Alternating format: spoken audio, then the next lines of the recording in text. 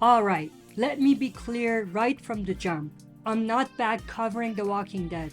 I made my exit from this franchise because of recycled storylines, declining quality, too many broken promises, amongst other things that caused me to want to step away. That hasn't changed, but I know a lot of you saw the recent headline. Andrew Lincoln saying there's a conversation happening right now about Rick Grimes returning. And before the hype machine starts spinning again, I wanted to drop this quick warning.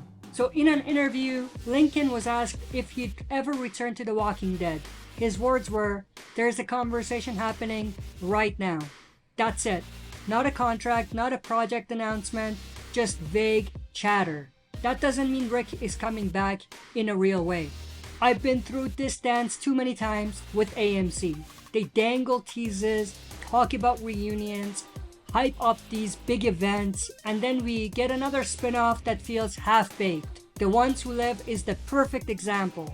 Marketed as a huge payoff, but honestly, it just left many fans disappointed. That's why I walked away.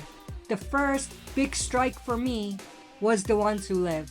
After that, I began to think this franchise is doomed. And obviously, history proved that the spin-offs were definitely not as the same quality as the original. So that's why I walked away. I don't want to keep investing years into promises that don't deliver. So if you're a die-hard Rick fan, I get the excitement, but here's my advice. Don't get invested until you see something real. No press release, don't trust it. No production dates, don't trust it. No trailer or actual footage, don't trust it. Even if there is anything, have low expectations. Again, The Ones Who Live is a classic example of how they give us a half-baked project and expect us to say, this is amazing, when in fact, it's not amazing. Nothing against the actor or anyone involved, but the showrunners and the writers team for that show and all of the spin-offs after it are absolute garbage. I'm sorry, but there's great storylines that they could invest in. A lot of great TV out there, but they just keep giving us the same recycled stories over and over again. So keep your expectations low. That way, if it does happen and it's good, awesome. Pleasant surprise. But if it fizzles, you don't get burned again.